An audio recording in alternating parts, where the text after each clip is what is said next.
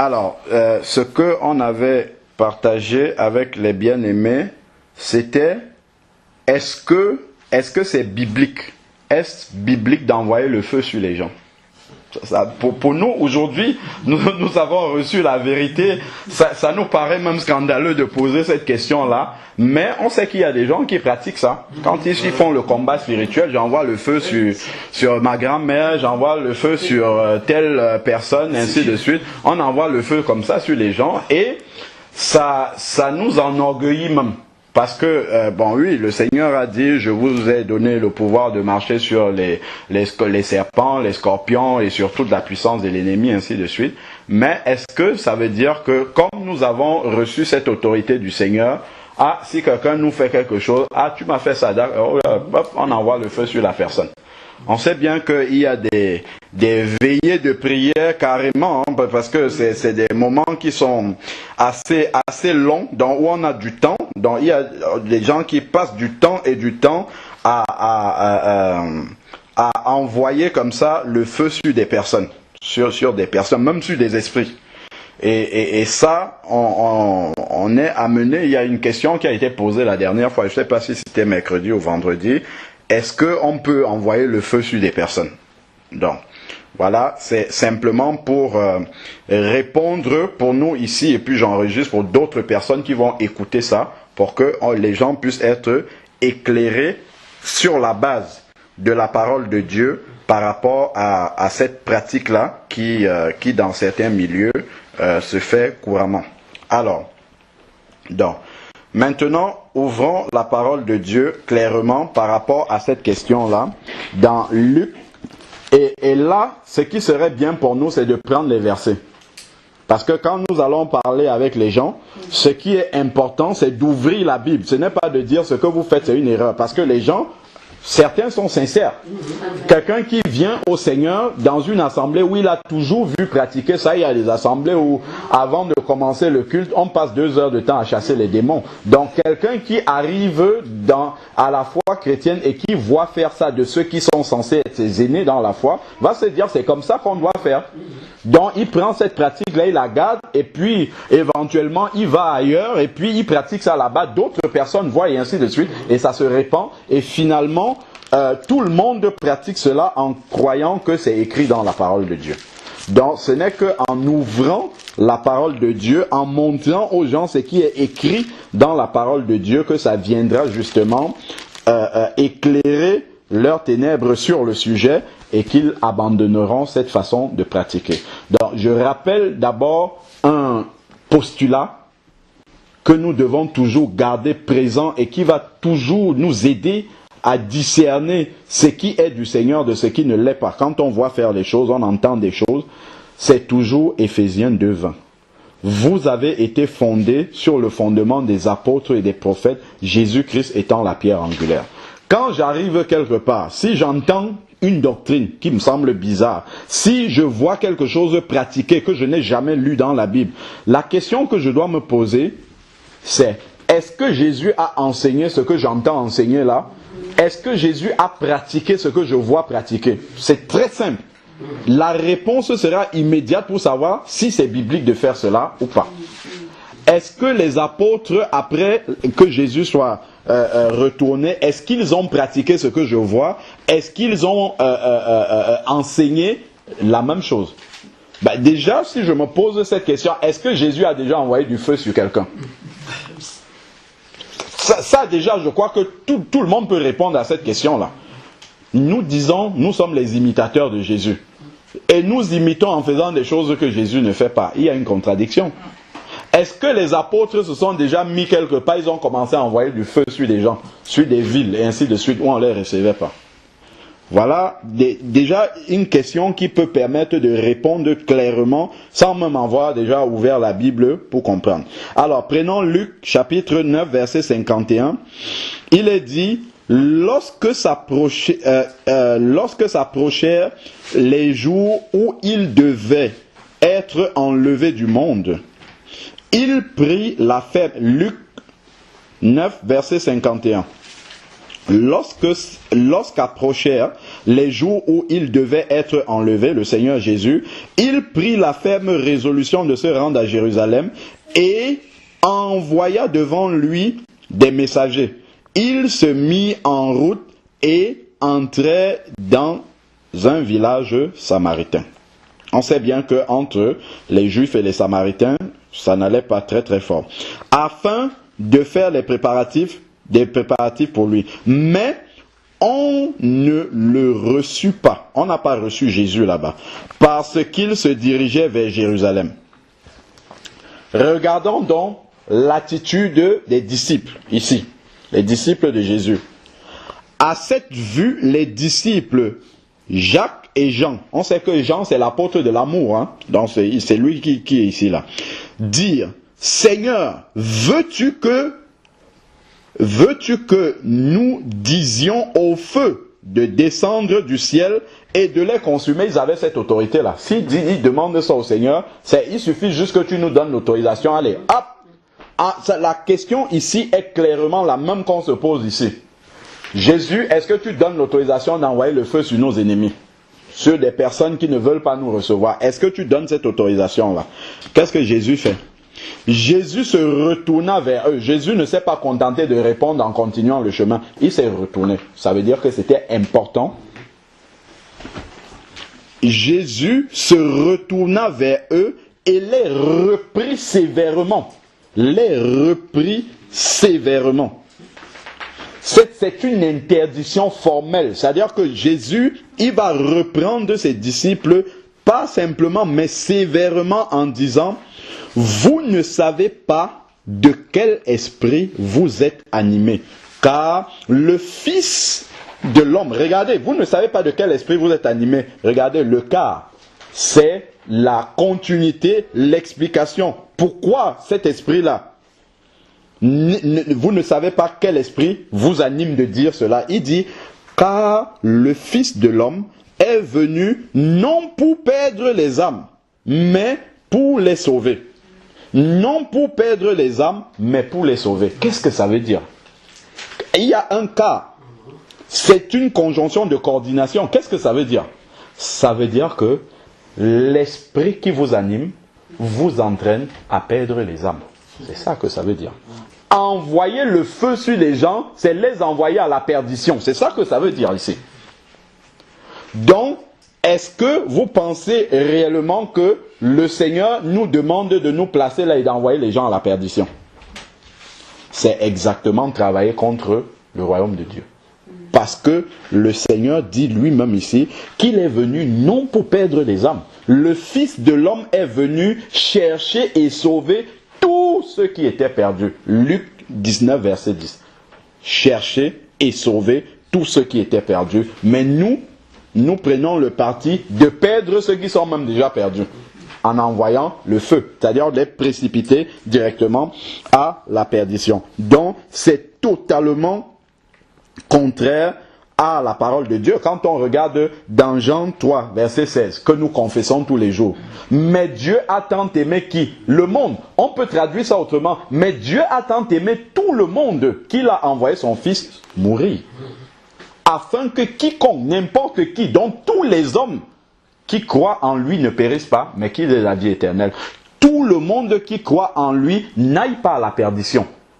Parce que le feu que nous envoyons ensuite, c'est le feu éternel là. C'est de ça qu'il est question ici. C'est envoyer les gens directement dans ce feu éternel. Quand on envoie le feu sur des personnes, et ainsi de suite. Nous regardons encore la volonté de Dieu, c'est de sauver tous les hommes. Et non que même un seul se perde. C'est ça la volonté de Dieu. Quand nous regardons 2 Pierre 3, 8, 2 Pierre 3, 8, où il parle de prophétie, on voit toujours quelle est la volonté constante du Seigneur. 2 Pierre 3, 8, qui dit, mais il est un point que vous ne devez pas oublier, bien-aimés. Car devant le Seigneur, un jour est comme 1000 ans. Et 1000 ans comme un jour. Le Seigneur ne tarde pas, c'est le verset 9 exactement que je voulais. Le Seigneur ne tarde pas dans l'accomplissement de sa promesse. Pourquoi il ne tarde pas? Dieu, il peut venir aujourd'hui. Mais pourquoi il ne tarde pas dans l'accomplissement de sa promesse?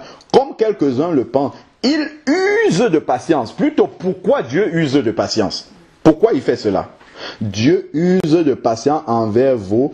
Il ne veut pas qu'aucun périsse. C'est-à-dire que Dieu veut que tous les hommes soient sauvés, même ceux sur qui nous envoyons le feu.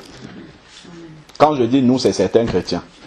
Donc, il ne veut qu'aucun ne périsse, mais il veut que tous, sans exception, arrivent à la repentance. Donc, au lieu d'envoyer le feu sur quelqu'un, sur ton ennemi, il faut que tu aspires qu'il arrive à la repentance.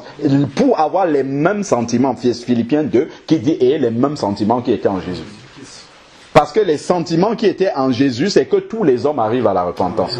Plutôt que d'envoyer le feu sur eux, il faut aspirer qu'ils arrivent à la repentance. Acte 17, verset 30. Pareillement, on voit toujours la même volonté du Seigneur qui est là. Acte 17, verset 30. La volonté du Seigneur qui est invariable. Il dit encore, Dieu, sans tenir compte des temps d'ignorance, annonce maintenant à qui? À certaines personnes, non, à tous les hommes. C'est parce qu'il veut sauver tous ces hommes-là. Il annonce à tous les hommes, dont y compris ceux qui on envoie le feu, en tout lieu, qu'ils aient à se repentir, parce qu'il a fixé un jour où il va juger le monde selon la justice par un homme qu'il a désigné, et il a donné à tous la preuve digne de foi en le ressuscitant d'entre les morts. Toujours la volonté du Seigneur. Quand on lit dans Matthieu 28, verset 20, le Seigneur a dit allez, il ne dit pas faites de certaines nations des disciples, il dit toutes les nations. C'est-à-dire qu'il veut sauver tous les hommes avec grand âge qui sont dans cette nation-là, sans aucune exception. Donc si quelqu'un manifeste l'Esprit de Dieu, il doit avoir les mêmes sentiments, la même volonté, la même aspiration que Jésus, à savoir sauver tous les hommes. Continuons.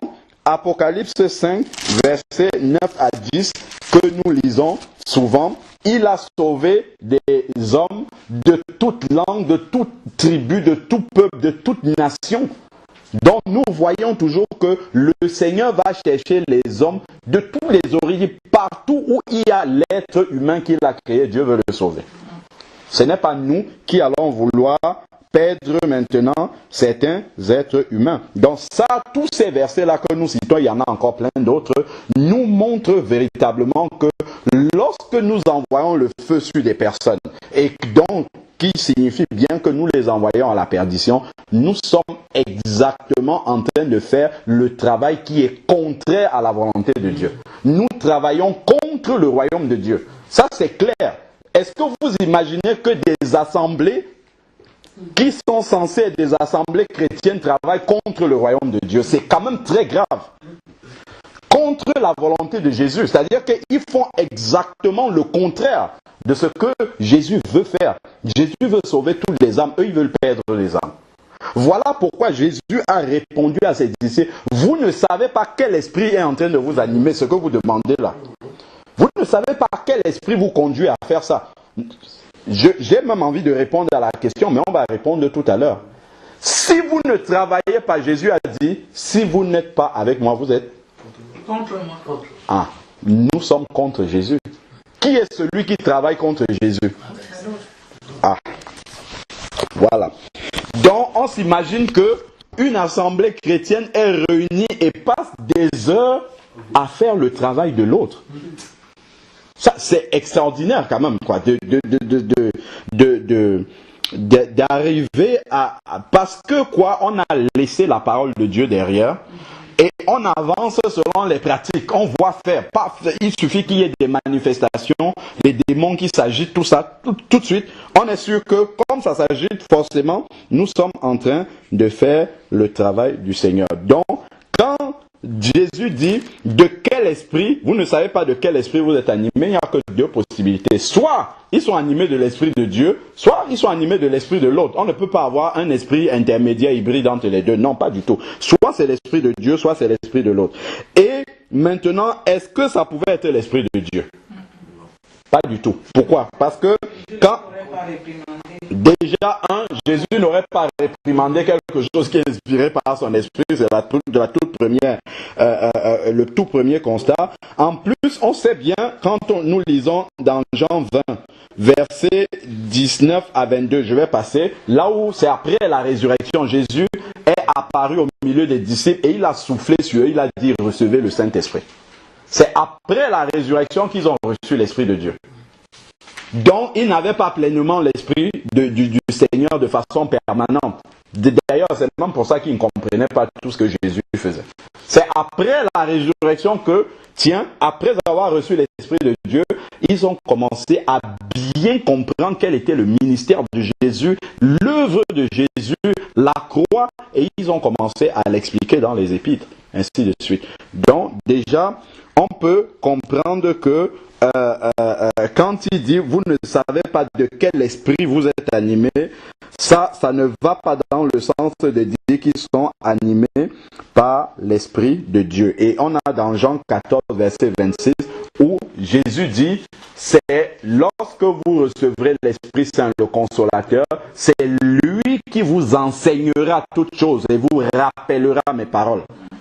Donc c'est après que vraiment ils ont reçu l'Esprit de Dieu et donc ont commencé réellement à comprendre les paroles du Seigneur. Donc par conséquent, ce n'est pas l'Esprit, le Saint-Esprit, ce n'est pas du Saint-Esprit que les disciples sont animés lorsqu'ils demandent à Jésus s'ils doivent faire descendre le feu pour consumer les Samaritains qui ne les ont pas reçus. Donc si ce n'est pas l'Esprit de Jésus, on comprend bien que clairement que là, ils sont animés par l'esprit du malin. Quand cette demande-là est une demande directement inspirée par le malin. Directement. Et ça peut paraître étonnant, mais comment les disciples de Jésus peuvent être inspirés par le malin? Ça, c'est pas nouveau. Quand on regarde dans Matthieu 16, versets 21 à 23, Pierre, quand Jésus dit, je vais aller à la croix, il dit, non, qu'il ne plaise à Dieu, tu n'iras pas. Qu'est-ce que Jésus dit? Jésus se retourne et dit, arrière de moi, Satan. Il parle à son disciple, physiquement, mais spirituellement, il parle à l'esprit qui anime Pierre à ce moment-là. Donc on voit bien que un enfant de Dieu peut se laisser séduire par l'esprit du malin et faire la volonté du malin. Donc c'est pour ça que on doit faire très attention à éprouver, comme la Bible dit, éprouver les esprits pour savoir s'ils sont de Dieu. Comment est-ce qu'on éprouve ces esprits? À la lumière de la parole de Dieu. Est-ce que ce que nous sommes en train de pratiquer, est-ce que Jésus recommande de faire cette chose-là? Et ça doit apporter la réponse. Quand on regarde Acte 5 aussi, avec Ananias et Saphira, l'apôtre Pierre dit à Ananias, comment tu as laissé Satan remplir ton cœur d'une telle pensée? Donc un enfant de Dieu peut être rempli de la pensée de Satan. Et s'il passe à l'acte, s'il met cela en exécution, il fait la volonté de Satan, tout simplement. Donc envoyer le feu sur les gens, c'est faire la volonté de Satan, ça il faut le savoir. C'est envoyer les gens précipitamment à la perdition. Donc c'est pas quelque chose que Dieu nous demande, c'est quelque chose qui est totalement dangereux, parce que faire ça dans un culte, c'est appeler Satan au milieu de nous. C'est-à-dire que c'est lui donner l'autorisation de venir au milieu, parce que nous ne sommes pas en train de faire la volonté du Seigneur. Lorsque la volonté du Seigneur, l'adoration, tout ça, Dieu siège au milieu de la louange de son peuple. Mais si nous sommes là en train de faire l'œuvre de Satan, mais le Saint-Esprit va commencer d'abord par nous avertir. Après, il va nous laisser. Si vous êtes en train de glorifier Satan en faisant ses œuvres, mais Satan, c'est pas pour rien que dans ces milieux-là, on voit toutes sortes de choses se manifester qui ne viennent pas de Dieu du tout, parce que la porte a été ouverte à Satan. Et c'est aussi, nous savons bien que Satan se déguise en ange de lumière pour venir faire croire que oui, vous avez reçu l'autorité du Seigneur sur la puissance de l'ennemi. Allez, envoyez le feu, bombardez. Vous avez reçu cette autorité. Donc, On voit des séances de ce que les anglophones appellent Holy Ghost Fire. Ils sont là, ils passent le temps à envoyer le feu, ainsi de suite. Et on pense que tout cela glorifiait Dieu. Attention, c'est encore une ruse du malin pour nous faire éviter la volonté de Dieu. Dieu nous demande de pardonner aux gens. Pardonner au lieu d'envoyer le feu. Parce que tu envoies le feu sur quelqu'un, ça t'évite d'avoir à pardonner à cette personne-là. Au contraire, ça nourrit, ça cristallise cette haine qui est en toi. Parce que quand quelqu'un est en train d'envoyer le feu, moi, j'ai jamais assisté à un truc comme ça, en train d'envoyer le feu, qu'est-ce qui rumine au moment où il envoie le feu sur quelqu'un? C'est la haine qui est là. Mais est-ce que Dieu est présent là où la haine est manifestée? Donc c'est un culte à Satan pendant ce moment-là. C'est un culte à Satan parce qu'on remue cette haine-là. Quand tu envoies le feu, en plus, les gens, ils envoient le feu certainement les yeux fermés. J'ai jamais vu, mais j'imagine. Les yeux fermés, comme toi tu adores Jésus, tu as les yeux fermés, donc tu es en connexion avec lui. Lui, il a les yeux fermés en envoyant le feu. Il s'imagine comment il est en train de brûler, de consumer cette personne-là.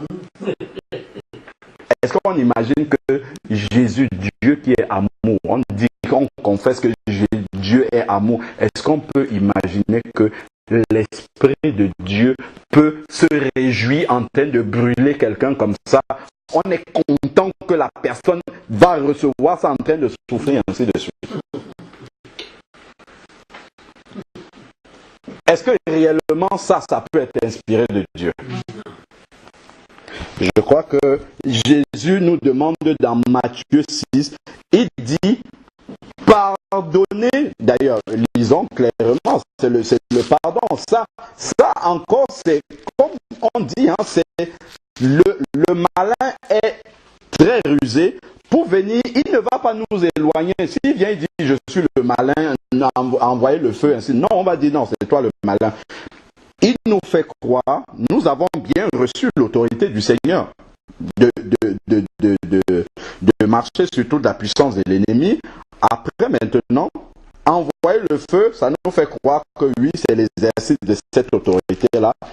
Mais entre-temps, il nous fait nous détourner de quelque chose de capital que le Seigneur nous demande, à savoir le pardon. Regardez, lorsque le Seigneur nous apprend à prier, notre Père qui est aux cieux, au verset 14, il dit,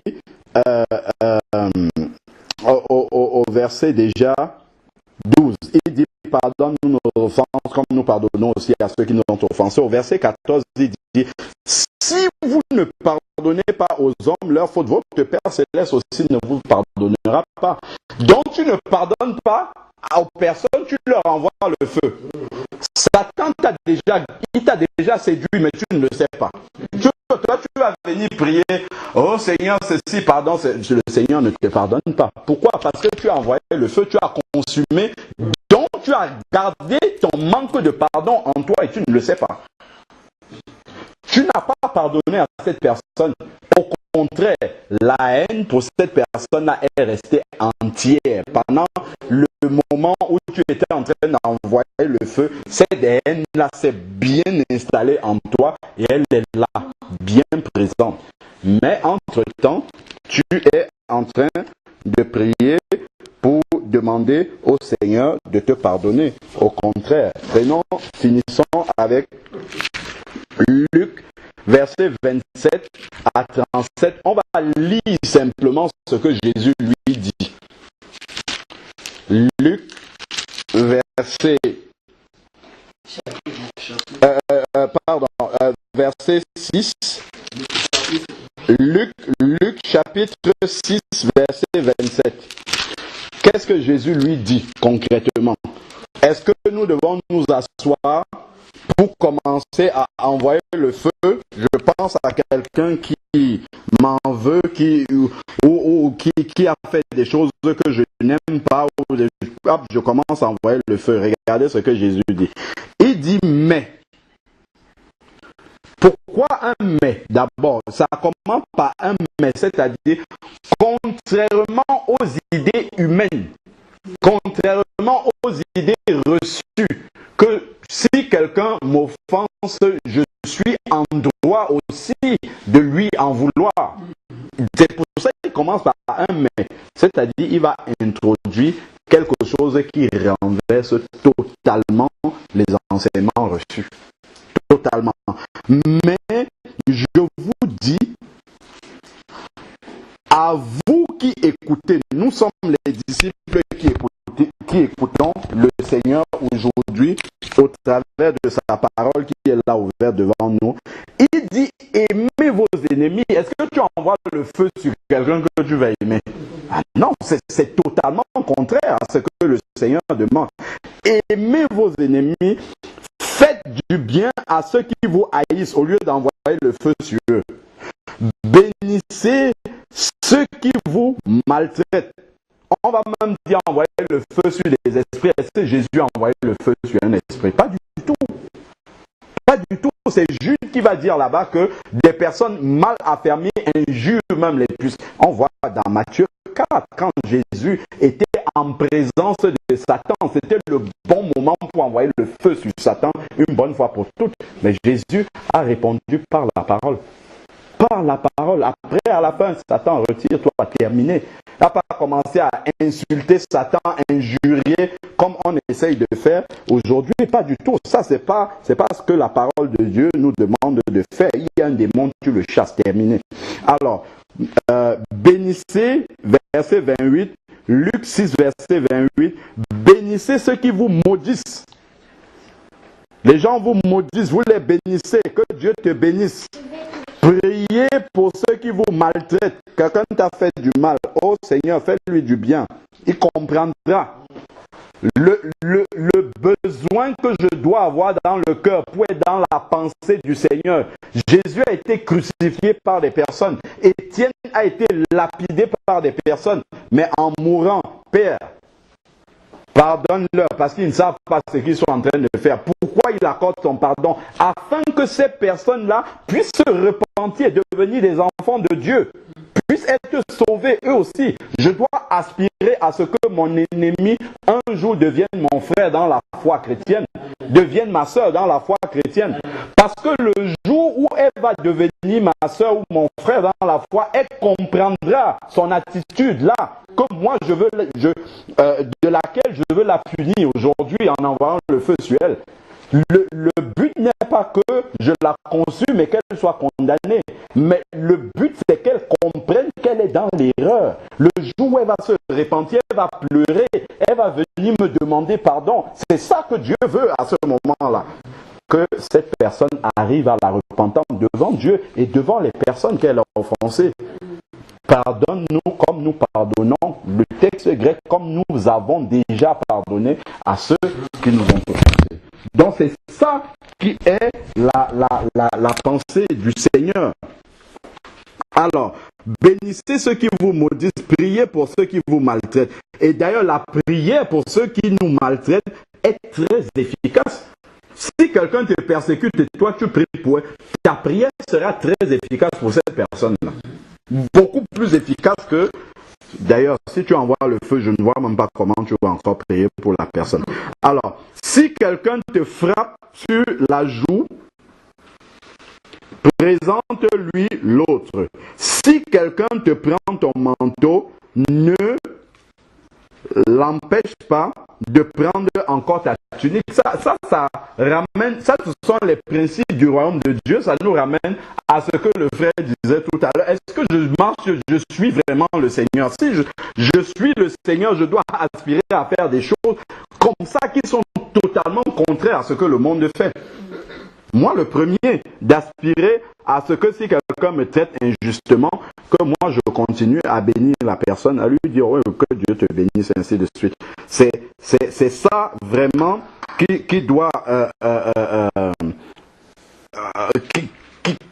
qui doit remplir notre cœur en fait. Le Saint-Esprit doit nous remplir de ces choses-là qui viennent du Seigneur et non justement nous amener à continuer à cristalliser de la haine, de la rancœur dans le cœur, de l'amertume par rapport à des personnes qui nous ont offensés. Verset 30, Luc 6, verset 30. Donne à quiconque te demande et ne réclame pas tes biens à celui qui te les prend. Injustement, quelqu'un vient te prendre tes biens, ne cherche même pas à te justifier, ainsi de suite. Ce que vous voudrez que les hommes fassent pour vous, faites-le pareillement pour eux. Si vous aimez, voilà donc la différence entre celui qui est enfant de Dieu et celui qui ne l'est pas. Regardez ce qu'il dit. Si vous aimez ceux qui vous aiment, quel gré vous en sera-t-on? Les pécheurs aussi aiment ceux qui les aiment. Si tu envoies le feu sur ceux qui te détestent, en quoi tu es différent de celui qui va consulter le marabout pour tuer celui qui le déteste? Il n'y a aucune différence. Dans le fond du cœur, il n'y a absolument aucune différence. Quelqu'un déteste un païen, le païen va consulter le sorcier pour qu'il l'élimine. Toi, au lieu d'aller consulter le sorcier, tu dis, Dieu m'a donné la puissance, j'envoie le feu sur lui, c'est la même chose. Vous êtes animés du même esprit, absolument du même esprit, et toi tu dis, tu es enfant de Dieu, au moins l'autre qui va voir le sorcier, il sait qu'il n'est pas enfant de Dieu, c'est clair dans sa tête, mais toi, tout en croyant que tu es enfant de Dieu, tu manifestes des choses comme ça. Quand on va dans Galates 5, verset 19, on nous cite, la Bible nous cite les œuvres de la chair. Parmi les œuvres de la chair, il y a la magie. Hein. La magie, c'est pas seulement aller consulter les marabouts et tout. Ça, envoyer le feu, c'est comme faire de la magie. Hein. C'est-à-dire que c'est faire des choses, utiliser la puissance de Dieu pour faire des choses qui sont contraires à la parole de Dieu. Ça, c'est comme la magie, c'est comme la sorcellerie, clairement. Alors, continuons maintenant, verset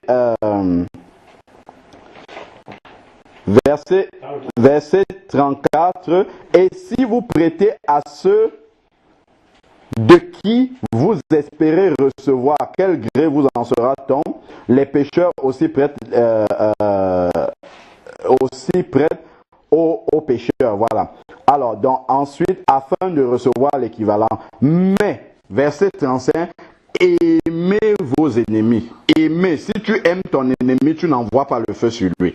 Faites du bien à ceux, faites du bien et prêtez sans rien espérer. Votre récompense sera grande. On a dit que recherchez, Matthieu 6, verset 33, recherchez premièrement le royaume des cieux. Donc, si tu veux te faire des trésors dans le ciel, voilà comment nous devons agir. Notre récompense sera grande dans le ciel. Et vous serez fils du Très-Haut. Il a demandé tout à l'heure dans le message, le Saint-Esprit demande, est-ce que Dieu te connaît comme étant ton enfant? Voici la marche d'un fils du Dieu Très-Haut, ici. Car il est bon pour les ingrats et pour les méchants. Il est bon. Dieu est bon même pour les ingrats et les méchants. Ce n'est pas nous, ces enfants, qui allons être des feux dévorants. Voilà. La sœur, quand elle posait la question, elle dit que souvent les gens utilisent le terme Dieu est un feu dévorant. Donc nous devons dévorer par le feu aussi ceux qui... Non, pas du tout. Du tout, on a vu Dieu en train de faire cela. Jamais on a vu les disciples en train d'envoyer le feu sur les gens. Verset 36, soyez miséricordieux car votre Père est miséricordieux. Donc si nous disons que nous sommes des imitateurs du Seigneur, voilà comment nous devons marcher par rapport à nos ennemis. Et ça, c'est ce que le Seigneur lui-même il a dit. Et l'apôtre Paul a repris cet enseignement. On a dit, Jean 14, verset 26, le Saint-Esprit vous rappellera mes paroles, vous enseignera toutes choses et vous rappellera. Donc, le Saint-Esprit a rappelé les mêmes paroles à l'apôtre Paul ici, dans Jean 12. Romains 12, autant pour moi. Romains 12, verset 17 dit, déjà verset 14, il dit, bénissez ceux qui vous persécutent. Bénissez et ne maudissez pas. Envoyer le feu, c'est maudire des personnes. Envoyer le feu, c'est maudire. Ne maudissez pas. C'est écrit ici. Donc tu envoies le feu sur un être humain, tu es en train de pécher parce que tu vas contre la parole de Dieu. C'est faire le contraire de ce que le Seigneur demande. C'est transgresser un commandement de Dieu. Il dit de bénir et non maudire. Donc quand tu envoies du feu, tu es en train de maudire. Donc tu transgresses la parole du Seigneur. Tu transgresses le commandement de Dieu, donc tu pêches. Ensuite, il dit au verset 17 maintenant, ne rendez à personne le mal pour le mal. Tu ne dois pas... quand on parlait tout à l'heure de quand tu es en train d'envoyer le feu, tu es en train d'envoyer le mal. La personne t'a fait du mal, hein, ça on n'en disconvient pas, mais tu lui rends par le mal. Tu es en train en le consumant, en voulant le consumer, tu es en train de lui rendre le mal pour le mal. Et il dit, recherchez ce qui est bien devant tous les hommes. Je ne pense pas que devant tous les hommes, envoyer du feu sur des personnes serait une bonne chose. Je ne suis pas très sûr. Ensuite, il dit, s'il est possible, autant que cela dépend de vous. Ça dépend de toi d'envoyer du feu ou bien de ne pas envoyer du feu. Ça dépend de toi. Donc, il dit, soyez en paix avec tous les hommes. Est-ce que vous pensez que si je suis ici, je suis en train de prier, Seigneur, envoie le feu sur Chimène, envoie le feu. Olivier, il entend ça, et après, Chimène entend que j'ai envoyé du feu sur elle. Est-ce que nous serons en bon terme? Pas du tout. Nous ne pourrons pas être en paix. C'est que moi, quand je prie chez moi, j'envoie du feu sur elle. Mais comment est-ce que... Donc, je n'ai pas fait ce qui était en mon pouvoir pour être en bon terme. En plus, ça, c'est le pire même encore. Le Saint-Esprit me révèle quelque chose là à l'instant, c'est que on n'envoie même pas seulement le feu sur des païens. Même certains chrétiens envoient le feu sur d'autres chrétiens. Des chrétiens, nous sommes de la même famille et tu envoies le feu sur quelqu'un qui a l'Esprit de Dieu comme toi. Est-ce que c'est biblique? D'ailleurs, je n'ai même pas envie de dire est-ce que c'est biblique. Est-ce que ça, on peut même concevoir ça avec l'Esprit de Dieu? Si tu as l'Esprit de Dieu, est-ce que tu peux même concevoir cela? Mais ça n'empêche pas aux enfants de Dieu, en tout cas à certaines personnes qui confessent être de Jésus, de le faire. On se met quelque part, allez, hop, quelqu'un n'est pas d'accord avec moi sur une doctrine, sur quelque chose, allez, Seigneur, hop, consume-le, terminé. Voilà, allez, non, c'est ça, c'est pas comme ça que le Seigneur veut que nous marchions. Finissons rapidement. Alors, verset 19. Romains 12, verset 19. Ne vous vengez pas vous-même. Envoyer le feu, c'est se venger soi-même. Donc, on voit des versets qui nous montrent que c'est une pratique qui est tellement contraire. En fait, c'est qu'on transgresse beaucoup de commandements de la parole de Dieu en faisant ça. Tellement de commandements. C'est-à-dire que c'est un péché qui a beaucoup de répercussions. Beaucoup de répercussions. Alors, ne vous vengez pas vous-même, bien-aimés, mais laissez agir la colère, car il est écrit à moi la vengeance. S'il faut même consumer, s'il faut envoyer les gens en enfer, s'il faut, ça c'est du ressort du Seigneur. C'est pas à nous de faire cela. À moi la vengeance, c'est moi qui rétribuerai, dit le Seigneur. Mais si ton ennemi a faim, donne-lui à manger. Donne-lui à manger. S'il a soif, donne-lui à boire. Car en agissant ainsi, ce sont des chardons ardents que des charbons, autant pour moi, merci, ardents que vous amasserez sur sa tête. Bon, ne va pas non plus donner de l'eau à ton ennemi qui a soif et de la nourriture s'il a faim, en espérant que Dieu va mettre des charbons ardents. C'est pas ça le but ici non plus. C'est-à-dire que tu dis, ah, comme la parole m'a dit, n'envoie pas le feu, je vais donc aller lui donner la nourriture, mais ton cœur est mauvais dedans. C'est pas ça que le Seigneur demande. Il dit, en agissant ainsi, tu laisses tout entre les mains du Seigneur. En priant pour lui, parce que ailleurs il a dit prier pour vos ennemis. Donc tu pries pour lui. Et maintenant, en priant pour lui, ça fait en sorte que la grâce de Dieu peut agir sur lui. La grâce de Dieu peut le pousser à la repentance. Comme la Bible dit, la bonté du Seigneur nous pousse à la repentance. Donc, comme la grâce, toi tu as prié, il t'a fait des choses, mais toi tu pries pour lui. Comme la grâce de Dieu agit maintenant sur lui, Dieu le pousse à se repentir.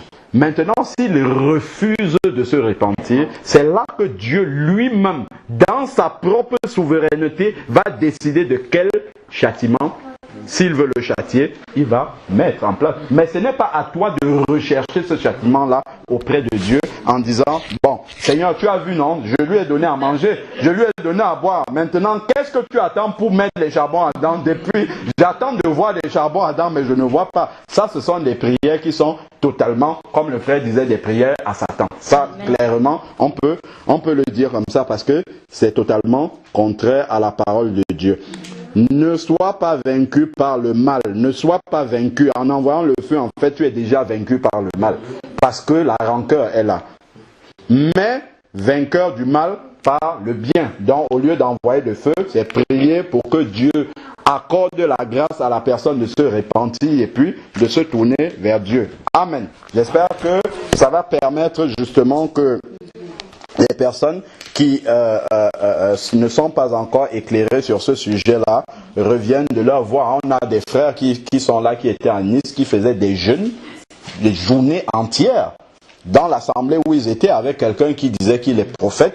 Des journées, des samedis entiers du matin, le frère nous a confessé, on ne leur conduisait pas dans l'adoration. Toute une journée envoyait le feu sur les gens, sur les membres de la famille, parce que lui, il semblait dire que quand tu te convertis, en prenant toujours la parole de Dieu, hein, voilà, Matthieu 10 dit, voilà, je ne suis pas venu mettre l'épée, mais la division, ainsi de suite. On vous tourne des versets comme ça, les gens de ta maison se lèveront contre toi, la belle-mère aura pour ennemi sa belle-fille, ou bien je ne sais pas trop quoi.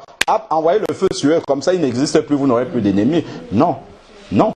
Donc ce sont vraiment des pratiques qui existent dans certains milieux et que les gens font, certains avec la conscience de bien faire. Alors que sans le savoir, pour certains, ils sont totalement en train de faire le contraire de ce que la parole de Dieu demande. Amen. Que Dieu nous délivre vraiment de ces pratiques-là et aide ceux qui sont encore là-dedans à pouvoir s'en défaire. Je peux me repentir pour ça. Amen. Parce que j'ai tellement envoyé le feu aussi. On allait chez maman, on l'appelle maman Elongui.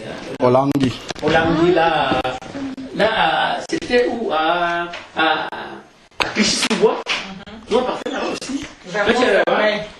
Non, mais toute une nuit, on ne faisait qu'envoyer le feu. Hein. Il y avait au moins 1000 personnes, on faisait qu'envoyer le feu.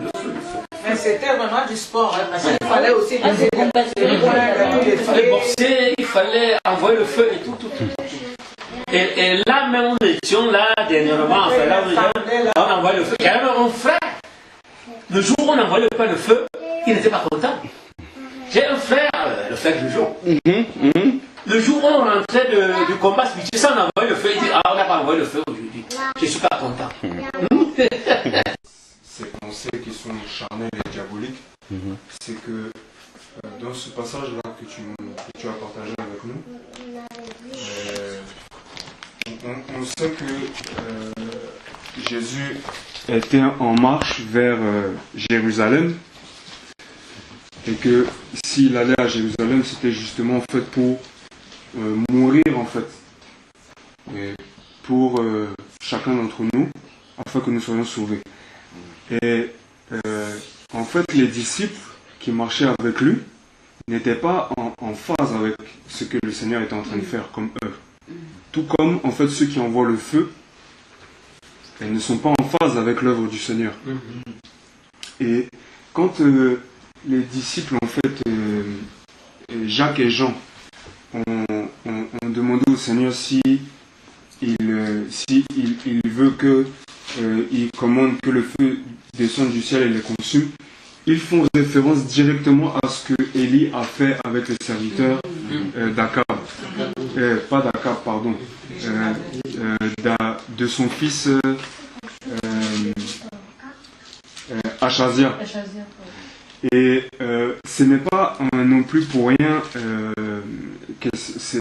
qu'ils ont dit cela, parce que c'est contre des personnes qui étaient d'un bourg des Samaritains. Et à l'époque, Achazia était roi de Samarie. Ils ont fait une référence directe en fait à ce qui s'est passé. Et on sait que Achazia, il était tombé et il était malade. Et au lieu d'aller faire consulter le Seigneur, il a voulu aller consulter un Baal, une divinité étrangère. Et donc, le feu est tombé sur ses serviteurs, qui étaient allés pour consulter justement la divinité étrangère. C'est ce qu'on retrouve j'ai cherché tout à l'heure dans 2 Rois chapitre 1. Et 2 fois le feu est tombé sur les serviteurs. On peut relire 2 Rois chapitre 1 à partir du verset 1er.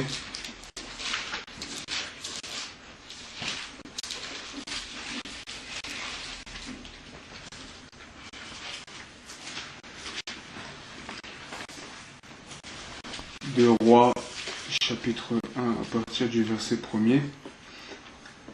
Moab se révolta contre Israël après la mort d'Akab. Or, Achazia tomba par le treillis de sa chambre haute à Samarie. Et il en fut malade. Il fit partir des messagers et leur dit, allez consulter Baal-Zébul, dieu d'Écron, pour savoir si je guérirai de cette maladie. Mais l'ange de l'Éternel dit à Élie, le Tishbite, lève-toi, monte à la rencontre des messagers du roi de Samarie. Et dis-leur, est-ce parce qu'il n'y a point de Dieu en Israël que vous allez consulter Baal-Zébul, dieu d'Écron? C'est pourquoi ainsi parle l'Éternel, tu ne descendras pas du lit sur lequel tu es monté, car tu mourras. Et Élie s'en alla. Les messagers retournèrent auprès d'Achazia, et il leur dit, pourquoi revenez-vous? Ils lui répondirent, un homme est monté à notre rencontre et nous a dit, allez retourner vers le roi qui vous a envoyé et dites-lui, ainsi parle l'Éternel, est-ce parce qu'il n'y a point de Dieu en Israël que tu envoies consulter Baal-Zébul, dieu d'Écron? C'est pourquoi tu ne descendras pas du lit sur lequel tu es monté, car tu mourras. Achazia leur dit, quel avait l'homme qui est monté à votre rencontre et qui vous a dit ces paroles? Ils lui répondirent, c'était un homme vêtu de poils et ayant une ceinture de cuir autour des reins. Et Achazia dit, c'est Élie le Tishbite. Il envoya vers lui un chef de 50 avec ses 50 hommes. Ce chef monta auprès d'Élie qui était assis sur le sommet de la montagne et il lui dit, homme de Dieu, le roi a dit, descends. Élie répondit au chef de 50, si je suis un homme de Dieu, que le feu descende du ciel et te consume, toi et tes 50 hommes. Et le feu descendit du ciel et le consuma lui et ses 50 hommes. Achazia envoya de nouveau vers lui un autre chef de 50 avec ses 50 hommes.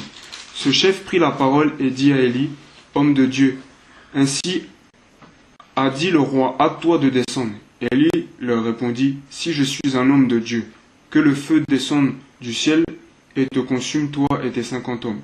Et le feu de Dieu descendit du ciel et le consuma lui et ses 50 hommes. Achazia envoya de nouveau un troisième chef de 50 avec ses 50 hommes. Ce troisième chef de 50 monta et à son arrivée, il fléchit les genoux devant Élie et lui dit en suppliant, homme de Dieu, que ma vie, je te prie, et la vie de ces 50 hommes, tes serviteurs, soient précieuses à tes yeux. Voici le feu est descendu du ciel et a consumé les 2 premiers chefs de 50 et leurs 50 hommes. Mais maintenant que ma vie soit précieuse à tes yeux. Bon, on peut s'arrêter là. C'est juste pour dire que Jacques et Jean ont fait référence directement à cela. Parce qu'il y a la Samarie qui revient ici encore. Et quand on regarde dans Marc chapitre 3,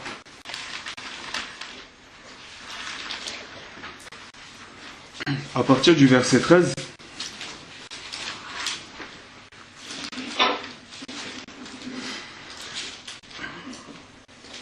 c'est au moment où Jésus va choisir ses 12 apôtres. Il monta ensuite sur la montagne, il appela ceux qu'il voulut, et ils vinrent auprès de lui.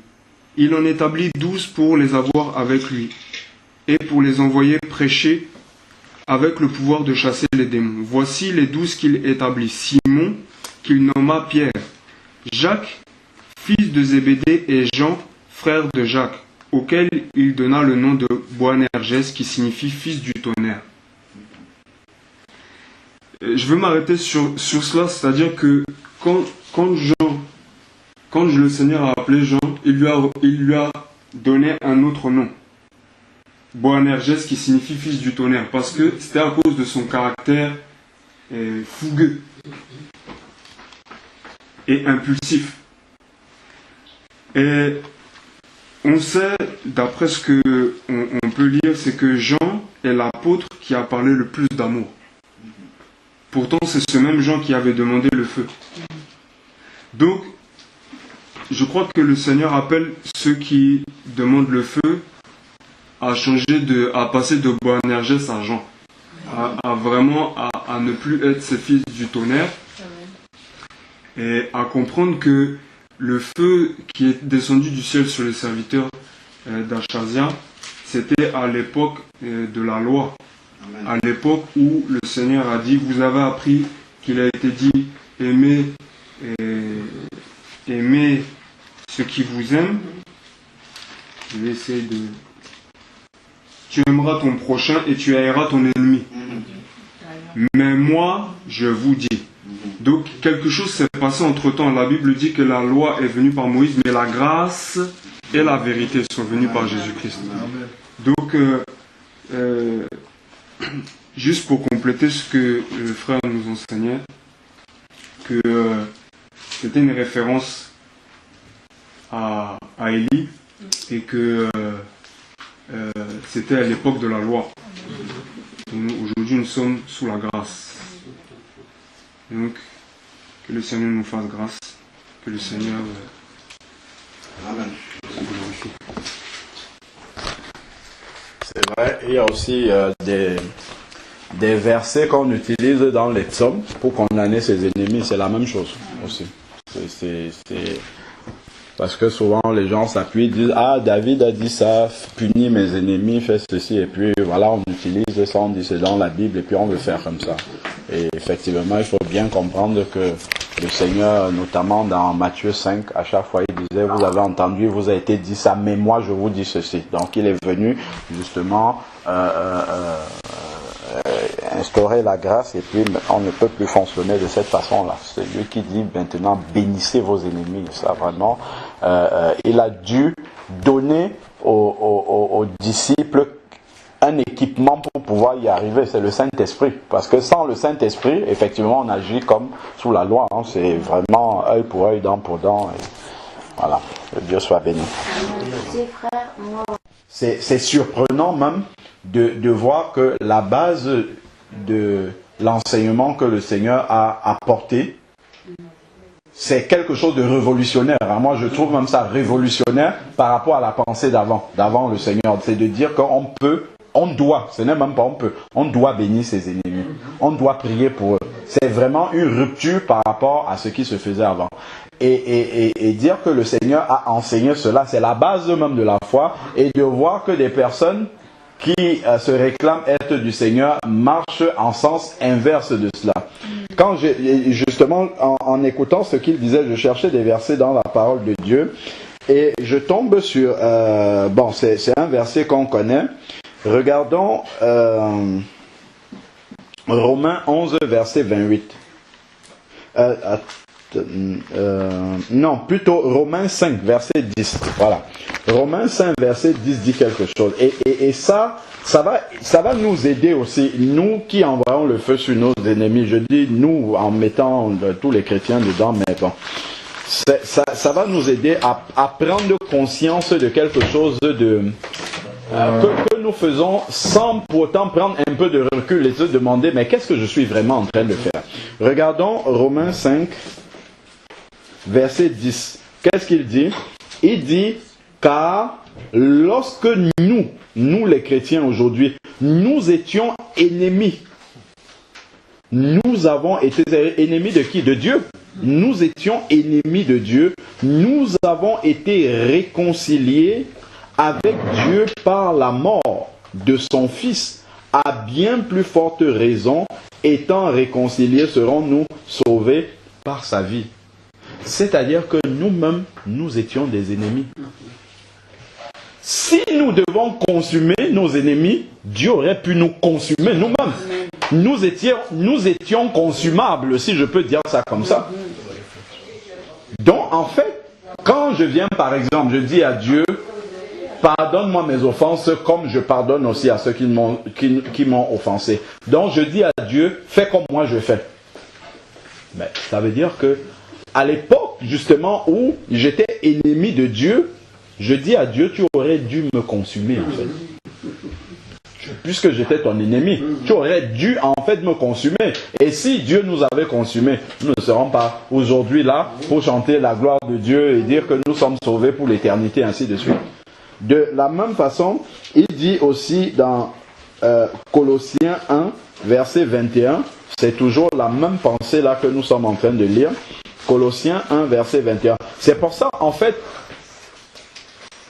derrière cette pensée que nous venons de lire, nous devons un peu nous mettre à la place de Dieu aujourd'hui.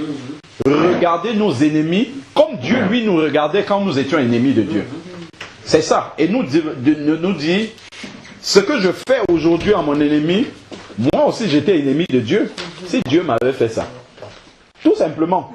Peu importe le traitement que j'inflige à mon ennemi, je dois me poser la question, moi aussi j'étais l'ennemi de quelqu'un, j'étais l'ennemi de Dieu. Si Dieu me faisait ça à cette époque-là, quel serait mon sort aujourd'hui?